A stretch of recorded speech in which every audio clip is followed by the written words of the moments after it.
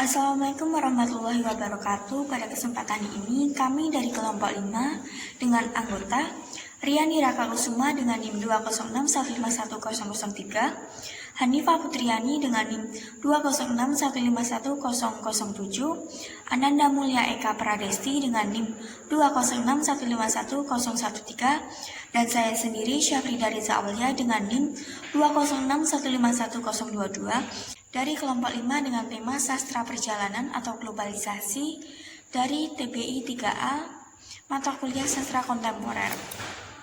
Baik, untuk pembahasan yang pertama adalah pengertian. Sastra perjalanan adalah kisah-kisah perjalanan yang dituturkan oleh individu maupun kelompok ketika mereka menghadapi tempat baru.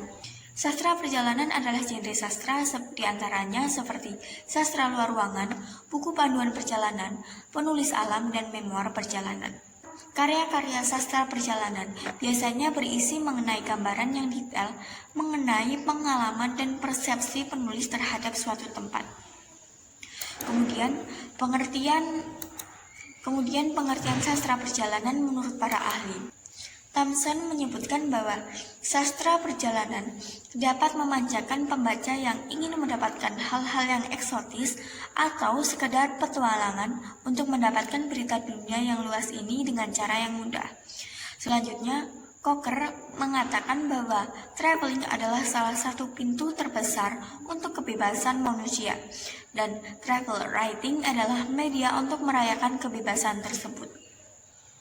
Jadi, inti dari pengertian sastra perjalanan adalah sebuah sastra yang berisi kisah-kisah tentang perjalanan seseorang. Selanjutnya, mengenai ciri-ciri cerita perjalanan atau sastra perjalanan. Sampai saat ini belum ditemukan adanya ciri-ciri baku dari cerita perjalanan. Namun, jika diamati lebih jauh, cerita perjalanan biasanya dibuka dengan setting penulis keluar dari rumahnya untuk mencari suatu tujuan, berpetualang, atau mencari pengalaman baru. Nah, sastra perjalanan sendiri cenderung mempunyai tujuan untuk menyebarkan dan memberitahukan kepada masyarakat mengenai tempat atau budaya masyarakat yang sebelumnya kurang familiar.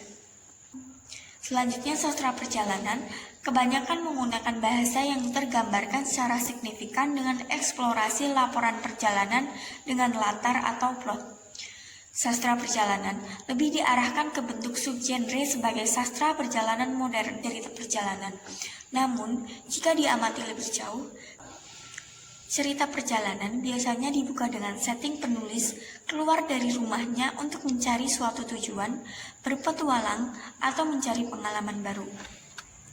Nah, sastra perjalanan sendiri cenderung mempunyai tujuan untuk menyebarkan dan memberitahukan kepada masyarakat mengenai tempat atau budaya masyarakat yang sebelumnya kurang familiar. Selanjutnya, sastra perjalanan kebanyakan menggunakan bahasa yang tergambarkan secara signifikan dengan eksplorasi laporan perjalanan dengan latar atau plot. Sastra perjalanan lebih diarahkan ke bentuk subgenre sebagai sastra perjalanan modern. Cerita perjalanan bertujuan melaporkan dunia yang luas meliputi orang-orang dan tempat-tempat yang asing. Selain itu, sastra perjalanan biasanya berisi gambaran yang cukup detail mengenai pengalaman dan persepsi penulis terhadap suatu tempat.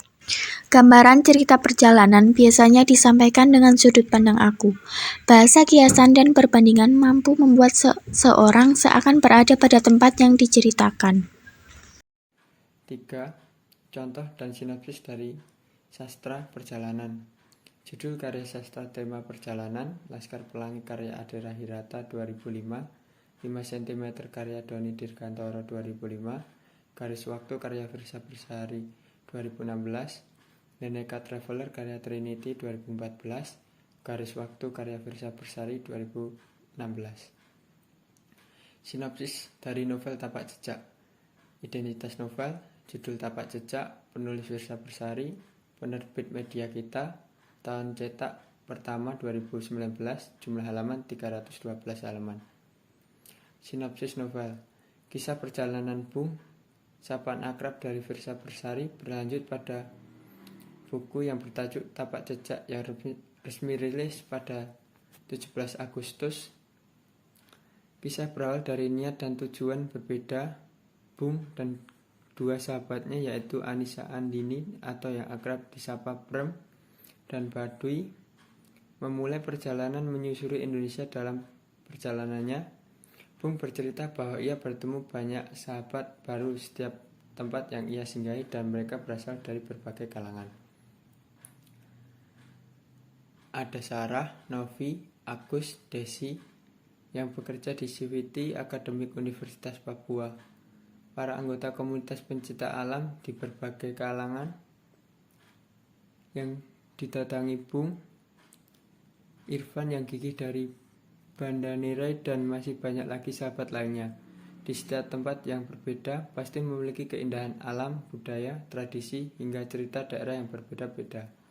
Hal demikian pun tidak luput untuk diceritakan oleh Bung dalam buku Tapak Jejak.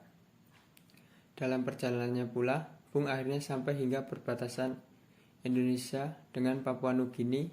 Berkat keberanian dan ketekunannya, beliau juga sampai memotong habis rambut panjangnya ketika sampai di Raja Ampat, Papua, untuk memenuhi salah satu nazarnya. Saya Hanifah Putriani dengan NIM 206151007 akan melanjutkan presentasi dari kelompok 5 tentang faktor penyebab munculnya sastra perjalanan.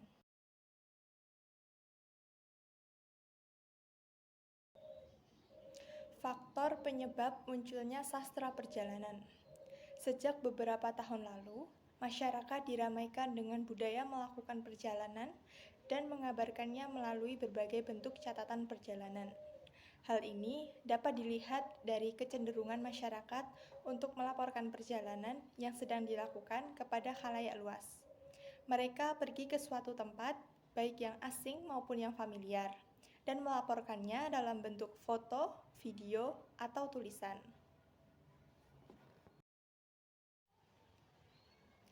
Tulisan dari hasil perjalanan tersebut kebanyakan menawarkan sebuah narasi dari peristiwa-peristiwa yang terjadi selama perjalanan penulisnya. Kehadiran berbagai macam aplikasi sosial media semakin menyemarakkan kisah-kisah perjalanan. Penyajian kisah perjalanan ke dalam bentuk tulisan disebut travel writing, yang selanjutnya disebut dengan sastra perjalanan. Fenomena yang muncul baik akibat dari keberadaan karya sastra maupun fenomena-fenomena yang mengiringinya.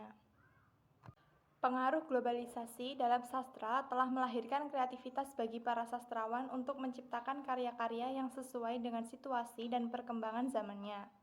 Sastra menunjukkan adanya inovasi dan perubahan akibat pengaruh modernitas dan penerimaan. Dalam bidang sastra, pengaruh globalisasi lebih banyak menunjukkan sesuatu yang positif. Dapat dibuktikan dengan semakin tingginya tingkat kreativitas dalam penciptaan karya sastra, baik dalam bentuk tradisional maupun modern. Pengaruh globalisasi juga menyebabkan sastra dapat berkembang hingga saat ini. Globalisasi dapat memperkaya kreativitas dalam sastra, baik dari segi bentuk maupun isi. Hal tersebut dapat dibuktikan dari banyaknya karya-karya yang dihasilkan. Baik, saya Ananda Mulyaka Pradesti, NIM 206151013, izin melanjutkan presentasi. Fenomena-fenomena dalam sastra perjalanan. Seiring berkembangnya zaman, orang-orang yang melakukan perjalanan berhasrat menuliskan kisah perjalanannya dan menggambarkan seluruh keadaan tempat di mana ia pernah singgah. Catatan dari hasil perjalanan tersebut kebanyakan menawarkan sebuah narasi dari peristiwa-peristiwa yang terjadi selama perjalanan penulisnya. Tidak jarang pula, catatan perjalanan tersebut memberikan sebuah laporan baru dari perspektif penulisnya, sebuah pengalaman pribadi dari penulis. Tentunya, tidak semua pergerakan perjalanan ditulis secara detail oleh orang yang melakukan perjalanan, melainkan hanya pergerakan-pergerakan yang menurutnya menarik dan berkesan yang dituliskannya ke dalam catatan perjalanannya, sebagai bentuk translasi dari travel experience ke dalam travel text. Kisah-kisah perjalanan inilah yang kemudian dijadikan sebuah buku yang dikenal dengan jenis travel writing. Travel writing atau sastra perjalanan adalah segala catatan yang merekam pertemuan antara diri self dan yang lain other dan negosiasi-negosiasi atas perbedaan atau persamaan yang melingkupinya. Ada beberapa fenomena-fenomena yang muncul akibat keberadaan karya sastra. Yang pertama yaitu melalui pengalaman-pengalaman humanis pengarang, banyak orang yang berlomba-lomba untuk mengikuti jejaknya. Yang kedua, semakin tinggi tingkat kreativitas dalam penciptaan karya sastra, baik dalam bentuk tradisional maupun modern. Ada pula fenomena pariwisata sebagai tema sastra. Fenomena pariwisata dan konsekuensinya banyak diangkat menjadi latar atau tema sastra sejak akhir tahun 1960-an yang diawali Rasta Sindu dalam cerpen Sahabatku Hans Mitter, Horizon 1969, dan Putu Wijaya dalam novel Tiba-Tiba Malam 1972. Hubungan intertekstualitas sangat erat antara tema sastra dan wacana publik tentang dampak pariwisata. Bukti sastra yang fiktif mengandung banyak wacana faktual. Sekian presentasi dari kelompok kami. Kurang lebihnya kami mohon maaf. Terima kasih. Wassalamualaikum warahmatullahi wabarakatuh.